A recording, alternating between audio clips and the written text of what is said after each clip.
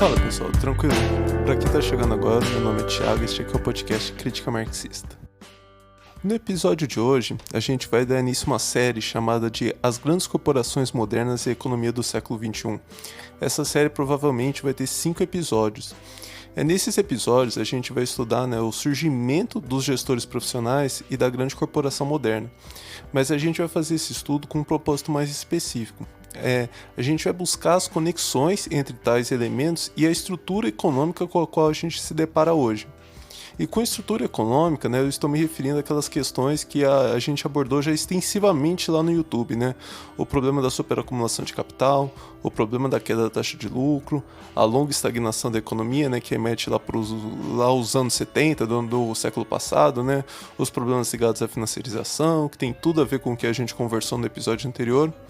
Enfim, como tem bastante coisa, deixa eu dar uma dica para quem eventualmente começou a nos acompanhar aqui nos podcasts, Quando tiver um tempinho, procura lá no nosso canal no YouTube um vídeo chamado Aportes de Marx para Análise dos Processos de Trabalho. Esse é o único conteúdo de lá que eu vou trazer como pressuposto para as discussões que a gente vai fazer aqui. É um vídeo de uns 30 minutos. Todo o resto eu vou abrir os parênteses e tento explicar melhor aqui o que eu estou querendo dizer. Mas também fiquem à vontade para mandar dúvidas e questões lá no Instagram, no YouTube. Qualquer comentário novo no YouTube, independentemente do vídeo, eu consigo localizar facilmente e responder. Só tem que ser comentário novo, Se responder algum comentário, ainda que seja um comentário meu, já não é tão fácil de eu localizar. Enfim, fechando esse parênteses, voltando para a introdução do episódio aqui, eu lembro que o palco preferencial da nossa discussão vai ser os Estados Unidos, uma vez que nossa principal fonte vai ser o The Visible Hand, que é um livro do Alfred Chandler. Mas a gente vai usar paralelamente a isso o Marx sempre como um contraponto ou também para trazer um pouco do caso inglês, um pouco do que acontecia na Europa. E é justamente por aí que a gente vai começar.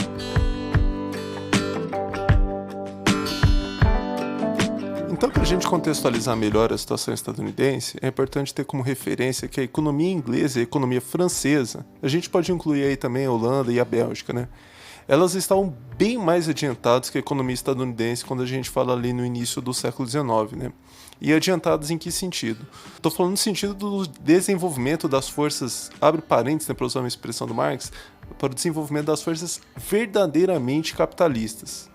Isso quer dizer que na Europa, alguns setores produtivos, eles já produziam nos moldes da grande indústria, que é aquela forma de produzir mais eficiente, mais massificada, que a gente comentou naquele vídeo que eu indiquei na introdução. Consequentemente, as práticas comerciais tinham necessariamente que estar mais desenvolvidas, justamente para dar conta de escoar essa produção já massificada. Não existe, isso é importante frisar, não existe produção em massa sem práticas comerciais também massificadas. Uma coisa tem que puxar a outra. E para ilustrar isso, só de forma introdutória ainda, basta lembrar que a Inglaterra, a França e a Holanda, elas já tinham colônias ao redor do mundo, Ou seja, elas tinham um mercado consumidor, que não era apenas local, também tinha, garantia de fornecimento de matéria-prima. Em função disso, elas desenvolveram técnicas de navegação que permitiam levar as mercadorias e trazer as matérias-primas de forma mais eficiente possível, obviamente dentro daquele contexto, E aqui a gente tem nosso gancho, dá para começar a falar dos Estados Unidos, porque a gente tem que ter em tela que os Estados Unidos ele não estava simplesmente atrasado em relação a esses países. Os Estados Unidos, no início do século XIX, ainda era um mercado consumidor, um grande mercado consumidor inglês, Bom, nos Estados Unidos, portanto, a situação era bastante rudimentar. O Chandler ele enfatiza, que até em tom de brincadeira, mas enfatiza que um comerciante lá de Gênova, de Veneza, pensando no final no final da Idade Média, um comerciante então de Gênova, de Veneza, que fosse teletransportado do final da Idade Média para os Estados Unidos no início do século XIX, ele poderia facilmente tocar um comércio. Uma vez que as práticas comerciais, administrativas, contábeis, elas ainda eram muito parecidas. Ou seja, o comércio ele não estava estruturado para uma produção em massa, nem para o mercado consumidor também massificado. Então, na prática, a cadeia que liga o produtor da mercadoria até o consumidor final era composta por uma infinidade de pequenos e especializados comerciantes, transportadores e financistas, né? Entre banqueiros, seguradores, enfim. Imagina, por exemplo, né, um produto, uma mercadoria sei lá da Inglaterra, ela ia ser recebida por um comerciante que atua ali na região portuária. Caso não pudesse comerciar localmente essa mercadoria, o comerciante venderia para um agente especializado em fazer o transporte terrestre. Esse especialista em transporte terrestre ia levar ela até um ponto lá onde ia passar para um especialista no transporte fluvial. Ele, por sua vez, né, ia repassar essa mercadoria para um novo comerciante que finalmente venderia a mercadoria para o consumidor final, né? Não precisa ser muito brilhante, né, para identificar milhões de possibilidades, né, de no meio desse circuito alguma coisa errada acontecer, né? E assim, eu até dei uma simplificada, né? O Chandler, ele apresenta alguns números ali de intermediários que são muito mais do que isso, né? Mas, paralelamente, então, a esses milhares de comerciantes e transportadores, havia também, né, milhares de bancos comerciais e seguradoras garantindo a viabilidade financeira dessas operações, né?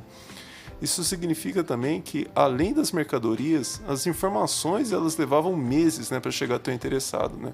Então, basicamente, para cada transação era jogar na loteria, né? A chance de dar alguma merda era gigantesca, né?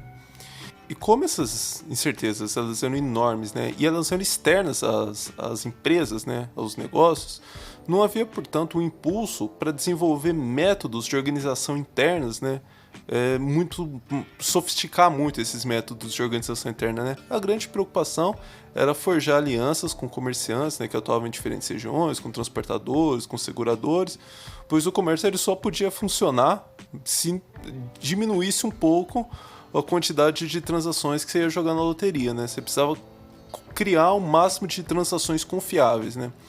E um dos meios mais confiáveis para se fazer isso era por meio de alianças familiares, né? Então você tinha familiares espalhados pelo território, normalmente, né, preferencialmente, né, desempenhando diferentes funções. E aí, assim, em tese, você reduzia um pouco ali as incertezas envolvidas em cada transação, né? Então, um ponto importante aqui, que vai ser muito importante nos próximos episódios, né, é que nesse momento as práticas comerciais elas eram extremamente especializadas e pouco profissionais, né, no sentido, né, de que não fazia sentido, né, desenvolver métodos de organização muito rebuscados, né, fazer controle de custos, projeções financeiras, coisas do tipo, uma vez que o sucesso, né, o fracasso estava definido em conseguir reduzir os riscos nessas transações. Mas o importante para a gente agora é essa especialização, né? O fato de precisar de 20, 30 intermediários para o produto percorrer lá, sair da fábrica e chegar até o consumidor final. Bom, mas quando eu falei rapidamente lá do cenário europeu, né, eu falei que não era possível ter uma produção em massa sem práticas comerciais também massificadas, né? Então, só por essa fala sobre como que eram as práticas comerciais, né, a gente já sabe de antemão, né, que as manufaturas estadunidenses elas não tinham condição de produzir em massa. Só que essa impossibilidade ela não era apenas uma constrição imposta pelas práticas comerciais, né? A produção ela era também bastante rudimentar, né? Ela era lenta, irregular, porque ela era fortemente dependente de variáveis ambientais para o fornecimento de energia, né? Então, acaba que você não tinha um incentivo para também sofisticar muito os meios, né, a atividade produtiva. Nessa linha, a produção doméstica ainda era um modelo dominante.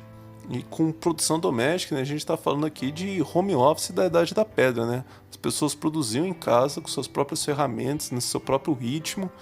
Em algum momento passava lá o indivíduo, né, para recolher as mercadorias, né, que foi produzido, e aí encaminhava, né, ou para o comércio, ou enfim, se tinha algum controle de qualidade.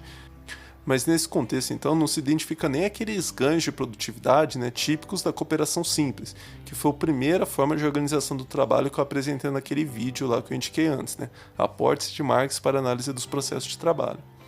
Bom, diante desses procedimentos rudimentares, né, o proprietário ele era capaz, né, de administrar o negócio dele com no máximo a ajuda ali de um auxiliar, de um supervisor. Pensa, se a produção era doméstica, né, você não dá nem para falar em supervisão do trabalho, né? A supervisão era no máximo ali do que foi produzido, quantidade, um controle mínimo de qualidade, enfim.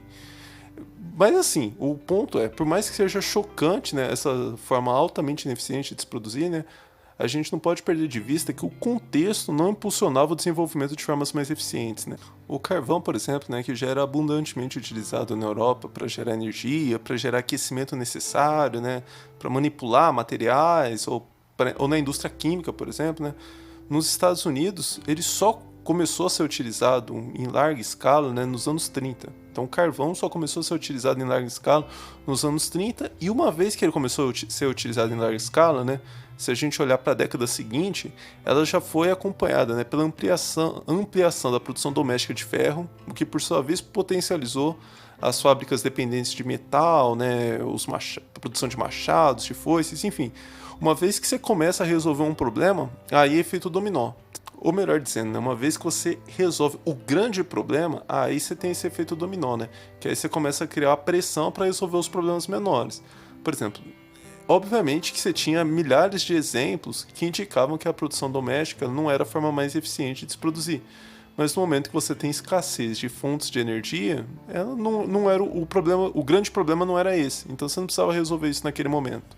Mas nessa linha ainda do efeito dominó, né, a partir dos anos 50, a produção de maquinaria e instrumentos industriais ela se torna realidade, né, o que por sua vez potencializa também a produção em outros ramos da esfera produtiva, açúcar, vidros, a indústria química, né, vestuário, couro, enfim. Mas a moral da história então é que se tinha uma série de fatores, né, que restringiam as práticas comerciais e produtivas. Por exemplo, um fator que o Chandler nem menciona, né, mas que vai começar a ter sua importância mais adiante, né, é a migração de trabalhadores fugindo lá da pobreza, das guerras na Europa. Então é uma imensa quantidade de fatores, né, que contribuía para esse atraso. A lição, no entanto, é que o peso desses diferentes fatores ele não é o mesmo. Então a produção doméstica e a escassez de carvão, ambas atravancavam a produção. Mas a escassez de carvão era o grande problema a ser enfrentado. Uma vez que você resolvia esse problema, você começava a dar devida atenção para os outros fatores, né? Então, algo que eu nem falei aqui, mas que vai ser o nosso foco no próximo episódio, né? É o transporte, né? Então, no próximo episódio, a gente vai ver aquele que para o Chandler é o fator decisivo para impulsionar o desenvolvimento das práticas administrativas nos Estados Unidos, né? Que é a expansão das linhas férreas. Mas isso é assunto para o próximo episódio, né? Por hoje a gente está chegando ao fim. Então, antes de ir embora, né, aproveito para reforçar o convite, né? Surgiu dúvidas, questões, manda lá no YouTube, no Instagram, são as duas redes que eu acompanho mais, né? No Facebook, por mais que eu utilize o Facebook como divulgação, eu não tenho acompanhado tanto assim o que tem acontecendo lá. Se possível também, me dê um feedback, né, sobre como está o áudio, se a dinâmica está ficando legal. Eu optei, né, por roteirizar mais os episódios, então eles estão ficando até mais curtos, né? Estou conseguindo falar mais em menos tempo, mas talvez eu esteja perdendo um pouco da espontaneidade, não sei. Uma outra coisa que eu quero acompanhar também de perto é se estão chegando, né, novos ouvintes, né, pessoas novas em relação ao YouTube, né, porque aí nesse caso vai ser interessante eu dar um passo atrás e recuperar algumas coisas que já foram abordadas extensivamente lá. Enfim, se tiver tempo e à disposição, me dá esse feedback aí para ajudar a gente a avançar um pouco mais rápido aqui. Dito isso, até o próximo episódio. Abraço e até lá.